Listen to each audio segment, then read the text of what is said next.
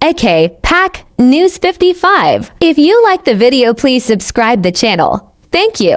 बिस्मिल्लाहिर्रहमानिर्रहीम, अस्सलाम वालेकुम वरहमतुल्लाहि वबरकातुहू। दोस्तों, आप अपना यूट्यूब चैनल पाक न्यूज़ 55 देख रहे हैं। मैं इमरान खान। आप सब दोस्तों से गुजारिश है कि अगर आपको वीडियो अच्छी लगे तो प्लीज़ चैनल को सब्सक्राइब भी कर दें और लाइक और शेयर ज़रूर करना। आपका बहुत बहुत शुक्रिया।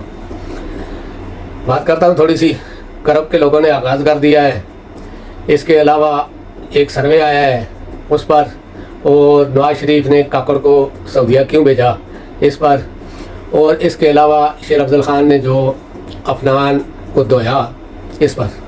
सबसे पहले तो मैं शेर अफजल ख़ान की बात करता हूँ कि देखिए, कोई भी कारकुन होता है, चलो फेसबुक पे ट्वीट पे भी आदमी बर्दाश्त नहीं कर सकता, लेकिन एक आदमी की इतनी वाबस्तगी हो, और वो भी शेर अफजल ख़ान जैसे शख्स को उसके सामने बैठकर, हमें तो पता है कि ये अफनान के हम ट्वीट वगैरह देखते रहते हैं, या ये किसी प्रोग्राम में भी जाता है तो ये इस तरह की बातें करता है, क्योंकि ये बहुत ज़्यादा अपने बाप की तरह चमचागिरी भी करता है और ज़्यादा कोशिश करता है कि आगे जाने की।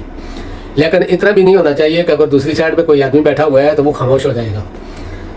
आजकल इमरान खान के साथ लोग जज्बाती तौर पर इतने करीब हैं कि वो किसी हद तक भी जा सकते हैं, इसलिए इन चीज़ों से तो परहेज़ करना चाहिए। वैसे शेर अफजल ख़ान ने जो किया है बिल्कुल ठीक किया है। वजह यही थी कि अगर एक टीवी चैनल पर एक शख्स बैठकर इस तरह की बात करेगा, यानी कि वो कह रहा है कि इमरान खान यहूदी है, ये यहूदी का बच्चा है, इस तरह की बात कौन बर्दाश्त कर सकता है? सारी दुनिया जानती है इमरान खान कौन है। वो लोग भी हैं जो यहूदियों के एजेंट हैं या उनके कुत्ते हैं, वो भी सारे पाकिस्तान को पता है कि किस तरह के लोग हैं।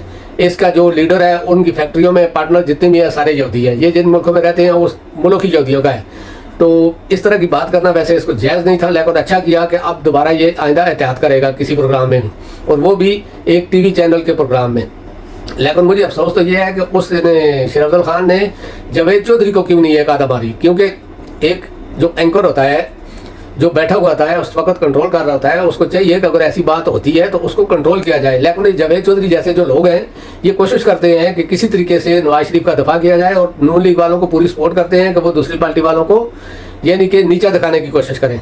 लेकिन बहुत अच्छा हुआ, मुझे तो खुशी है, क्योंकि इस तरह के आदमी को इस तरह का ही जवाब देना चाहिए। अब दूसरी बात करता हूँ कि करब में दो जलसे थे, एक एनपी का था और एक तहरीक इंसाफ का, यानी कि एक तंजीमी कन्वेंशन था, उसको भी रोका गया। एक साइड में यानी कि एक पार्टी जलसे कर रही है और दूसरी पार्टी को रोका जा रहा है।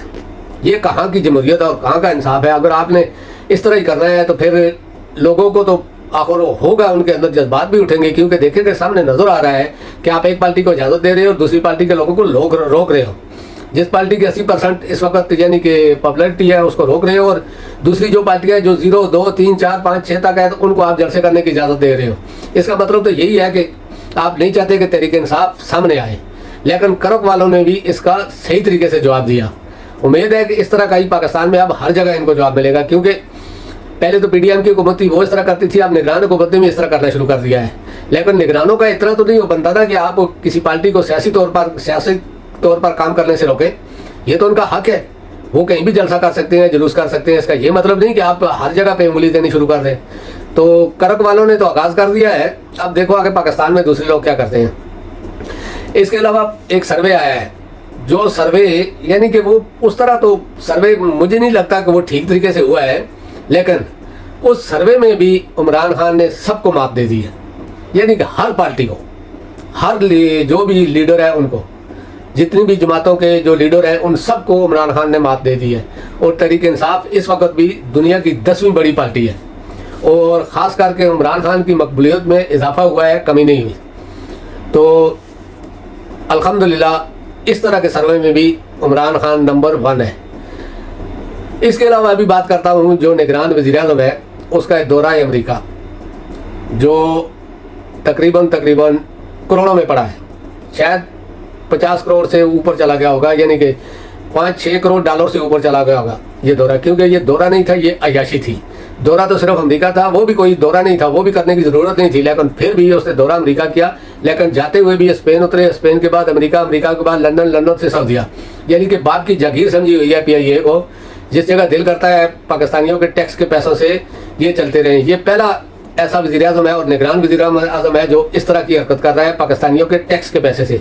लेकिन लंदन में जो इसकी मुलाकातें हुई हैं, मलक अहमद खान से भी हुई है और हो सकता है नवाज शरीफ से हुई है, लेकिन इसको पैगाम यही मिला है کہ نواز شریف کے لیے پرابلم ہو رہی ہے پاکستان میں تو پلیز سعودیہ میں جا کر اس کے لیے راہ ہموار کرو کسی طریقے سے.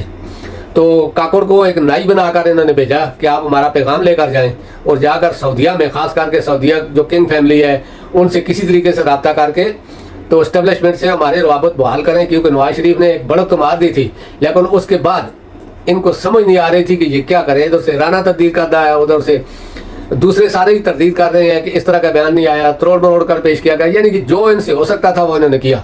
لیکن اصل چیز تو یہ ہے کہ اس نے بڑک تو مار دی تھی ایک بیانیہ بنانے کے لیے، لیکن وہ بیانیہ بھی ان کے گلے میں پڑ گیا. اصل حقیقت تو یہ ہے کہ باجوہ ہی ان کو بچانے والا تھا اور باجوہ ہی ان کو باہر بھی لے کے جانے والا تھا. عمران خان کے تو باجوہ نے جو کچھ عمران خان کے ساتھ کیا یا پاکستان کے ساتھ کیا وہ تو کوئی کسی کے ساتھ نہیں کرتا، کوئی دشمن بھی کسی کے ساتھ نہیں کرتا، جانی دشمن بھی. لیکن ان لوگوں کو تو باجوہ نے اور فیض امید نے ہر قسم کی سہولت دی، ہر قسم کی، یعنی کہ جیل سے نکال کے لندن بھیج دیا، ہر طرح کا، مریم کو آزاد کروایا، ان کے کیس ختم کروائے. یہ جتنے کیس بھی ختم ہوئے یہ باجوہ کی پالیسی تھی. تو باجوہ کے اوپر تو انہوں نے ایک پروگرام کر کے حلہ بولا تھا، لیکن لگتا ایسا ہی ہے کہ وہ حلہ بھی بلوایا گیا تھا.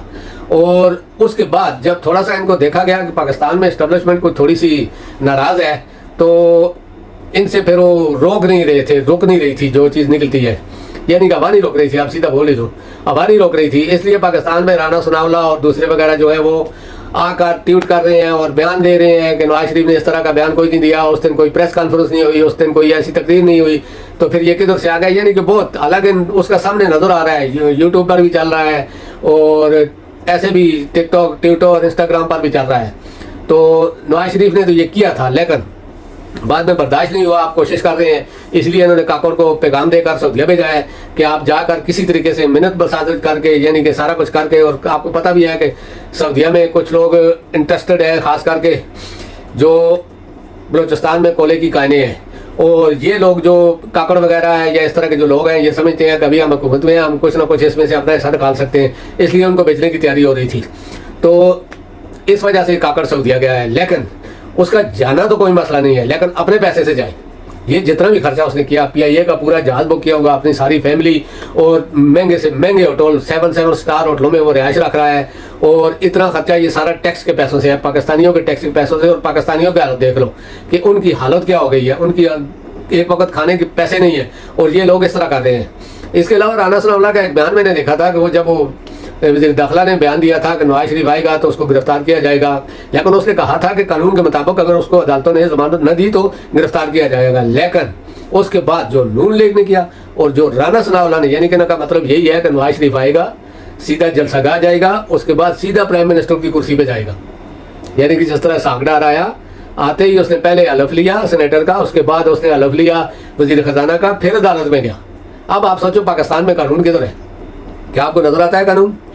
تو یہ تو پاکستان کو. اوکے دوستو، اب اور بات کوئی نہیں کروں گا. اوکے، نیکسٹ ولاگ تک اجازت دو، انشاءاللہ نیکسٹ ولاگ میں آپ سے ملاقات کروں گا. اللہ پاک آپ سب کو اپنے امان میں رکھے. السلام علیکم ورحمۃ اللہ وبرکاتہ.